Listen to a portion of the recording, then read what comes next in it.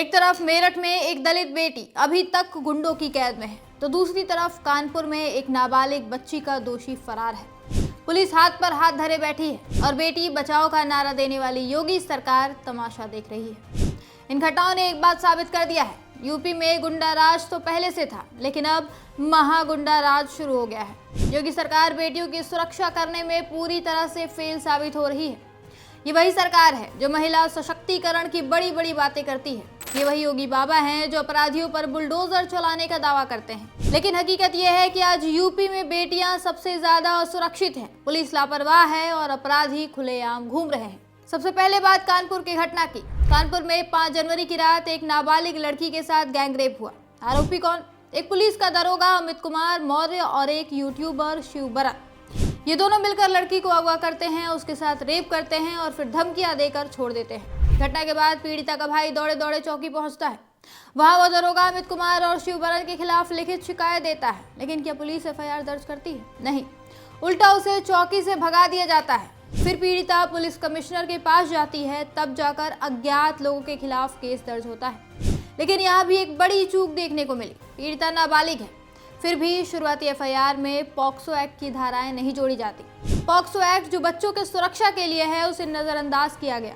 जांच में यह भी पता चला कि आरोपी दरोगा अमित कुमार घटना वाली रात करीब 20 मिनट तक मौके पर मौजूद था। पुलिस ने उसकी गाड़ी भी बरामद कर ली, लेकिन क्या किया? समय रहते उसके घर पर दबिश नहीं दी। नतीजा, आरोपी फरार हो गया। आज 10 जनवरी है और वो अभी भी फरार है। पुलिस का दावा है कि गोरखपुर समेत कई जिलों में टीमें भेजी गई हैं, लेकिन सुराग तक नहीं मिला। लापरवाही यही नहीं रुकी। 8 जनवरी को पीड़िता को कोर्ट लाया गया, लेकिन वहां 3 घंटे तक जांच अधिकारी नहीं पहुंचे। बेचारी लड़की रूम के बाहर बैठी रही, जैसे उसका दर्द कोई मायने ही ना रखता। फिर 9 जनवरी को कोर्ट में उसका बयान दर्ज हुआ। करीब 30 मिनट तक रो रो कर पूरी घटना बताती रही। बयान के बाद कोर्ट ने उसे भाई के सुपुर्द कर दिया। लेकिन अब क्या? पीड़िता के भाई को लगातार धमकियां मिल रही हैं। आरोपी पक्ष से कहा जा रहा है 10 लाख रुपए ले लो और समझौता कर लो।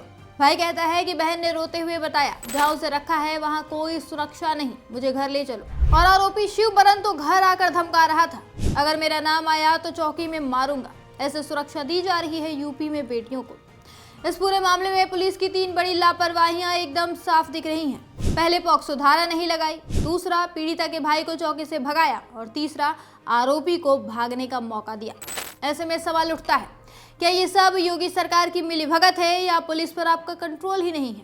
बेटियों की इज्जत लुट रही है और आपकी सरकार सो रही है। मेरठ में भी ऐसा ही हाल देखने को मिल रहा है। एक दलित मां की हत्या करके उसके सामने से उसकी बेटी को गुंडे उठा कर ले गए और कोई कुछ नहीं कर पाया।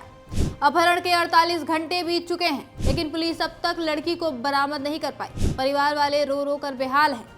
गांव में तनाव का माहौल है। प्रशासन ने मुआवजे और नौकरी की मांग तो मान ली है, लेकिन बेटी कहाँ है? पुलिस ने पूछताछ के लिए 12 लोगों को हिरासत में लिया है, लेकिन क्या इससे लड़की मिल जाएगी? ये भला कैसी जांच है? योगी सरकार की बुलडोजर नीति कहाँ गई? अपराधियों के घर पर बुलडोजर चलाने का दावा करते हैं, लेकिन दलित बेटी का अपहरण करने वालों पर अब तक कार्रवाई क्यों नहीं हुई? सच ये है कि योगी सरकार महिलाओं की सुरक्षा के नाम पर सिर्फ भाषण देती है, लेकिन हकीकत में कुछ नहीं कर पाती। ये 2 घटनाएं इस बात का जीता जागता उदाहरण है।